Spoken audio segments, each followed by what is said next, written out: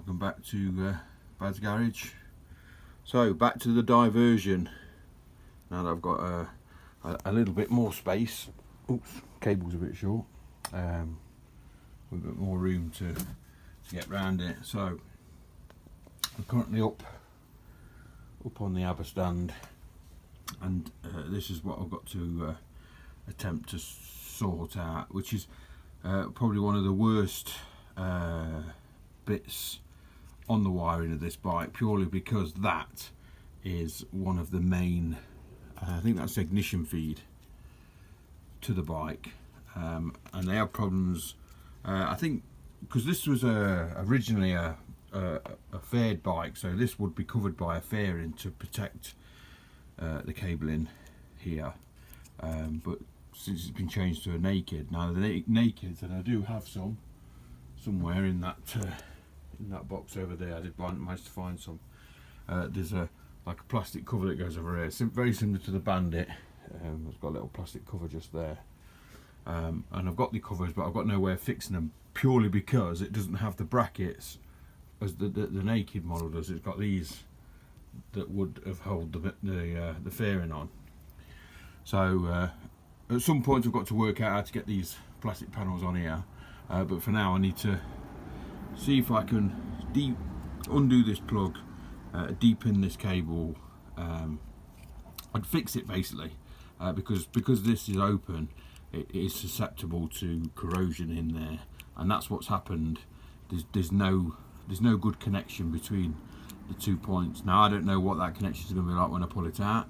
Hopefully it'll be in one piece and I can clean it up and attach it in, and fingers crossed you'll be none the wiser. But at the minute it's kind of a quick fix bodge that was to get me by, and it's worked, to be honest, but it just looks shit, doesn't it?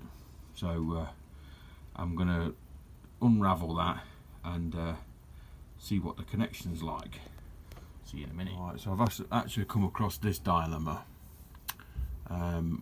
whereas I've managed to get the bit out of there, but I've discovered that I don't actually have the, if you can see that, you probably can't, but there's no bit in there, and that's the reason it failed, because I think that connection just crumbled to bits, and I've got nothing that actually fits into that block.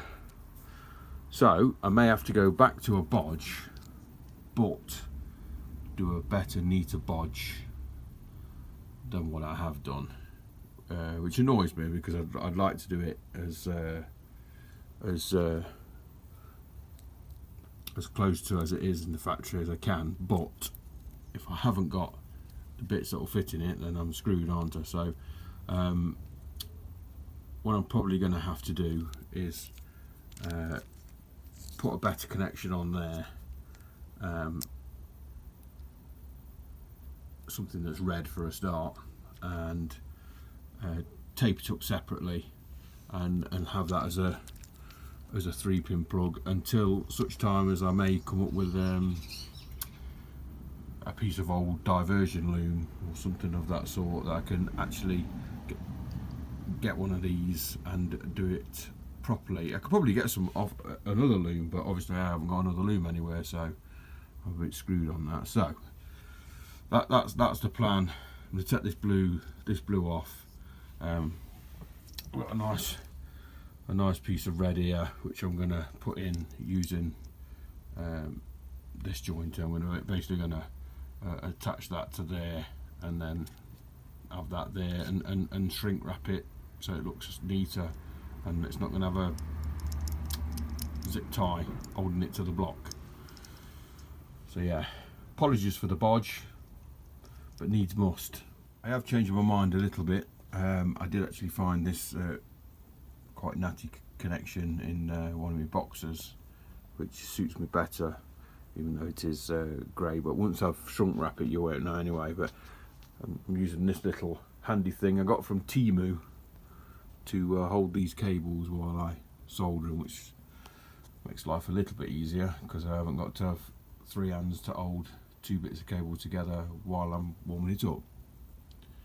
So we'll get that heat shrunk and see what that comes out like. So far this is the result. It's not ideal, but I haven't got that clip, so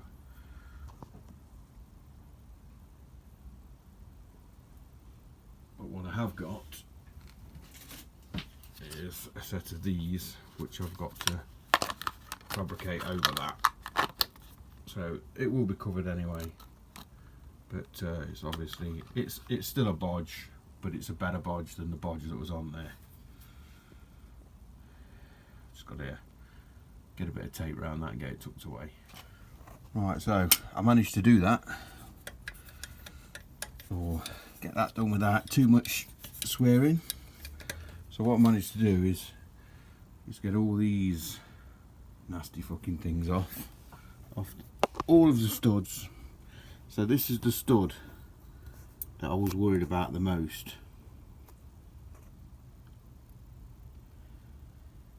You know, you've literally got 3 threads that are any good, the rest you just mullered.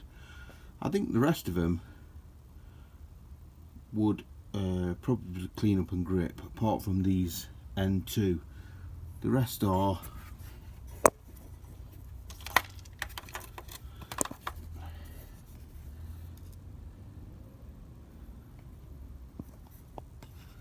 but you know, I'll have to wait and see. Let's see that one about there.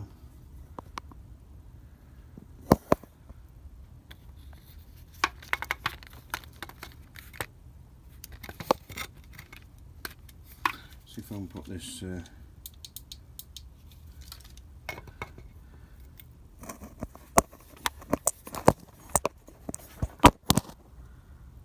yeah, I reckon the rest could potentially clean up if I do struggle, but I do suspect that well, I know damn well that one is definitely going to have to come out. But anyway, I managed to get all of the studs off without too much aggravation. Like I say, I've done this. It's not ideal, but it's better than what was there. And of course, then I've also got this cover that I've got to work out how to fix on there, because this was an S model originally. It doesn't have the stud sticking out there for that to clip onto, and it doesn't have a bracket there. It should have one of those brackets in there for that to screw to. That's a problem to solve another day. I mean, I've had this bike, is it 8 years now? Nearly 8 years. With it like that.